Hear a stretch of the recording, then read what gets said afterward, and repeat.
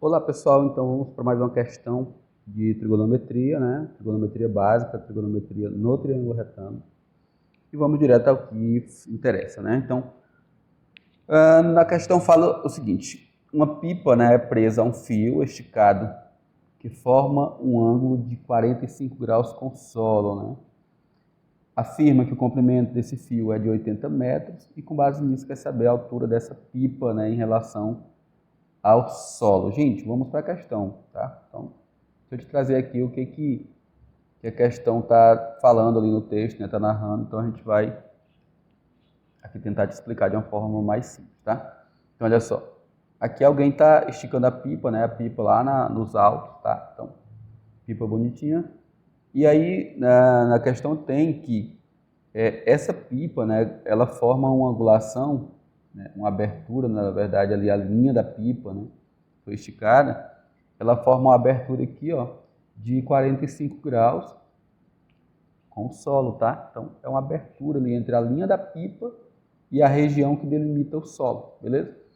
Com base nisso, minha gente, a questão aqui quer saber da gente, então, qual é a altura da pipa, né, com relação ao solo, né, com base no que foi apresentado, beleza? Então, a gente vai resolver aqui de maneira simples, né, essa questãozinha para você, tá? Gente, o que acontece aqui? Ó? A gente está com as razões trigonométricas, que a gente já conhece, né? Um ângulo foi evidenciado. Se a gente quisesse aqui, a gente poderia evidenciar esse outro ângulo, vocês sabem, né? A gente já falou sobre isso.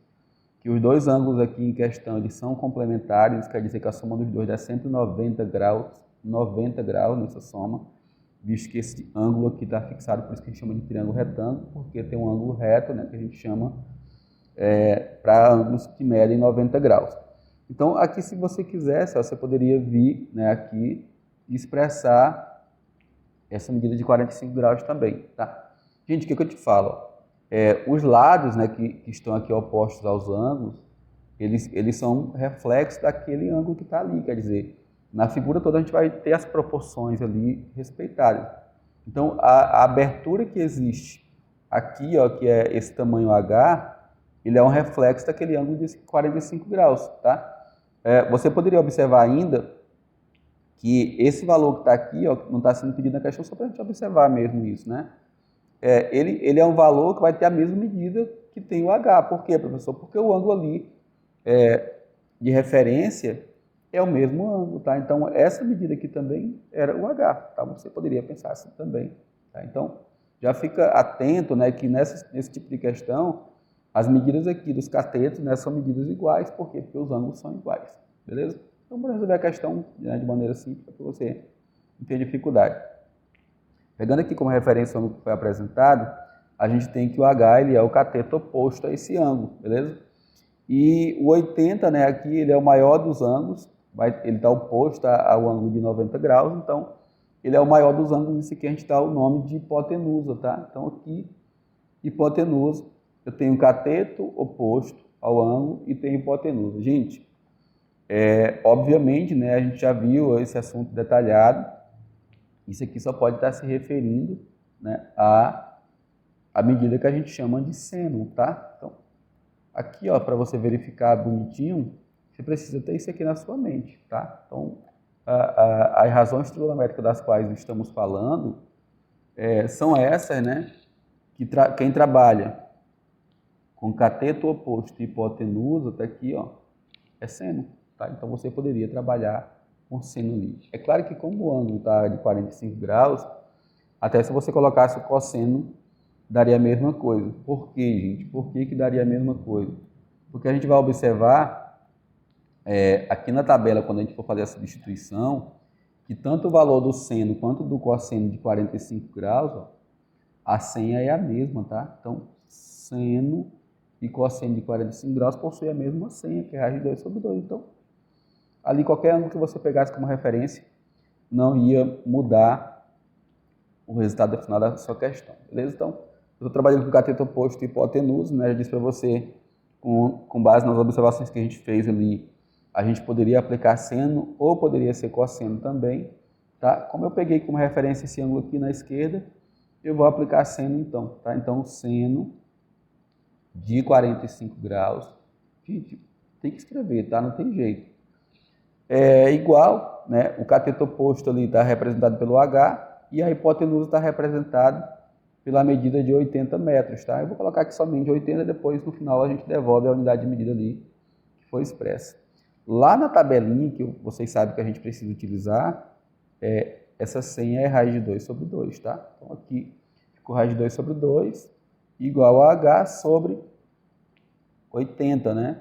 E aí, gente, aqui é uma proporção, né? Então você precisa fazer o produto dos meios pelos extremos. Não sei o que é a proporção. É uma igualdade entre duas ou mais razões, né? Em outra linguagem a gente diria frações, tá? Olha, então a gente vai poder multiplicar aqui, ó, o 2 vezes o H, tá? 2 vezes o H vai ser 2H. Você coloca tudo junto assim, tá?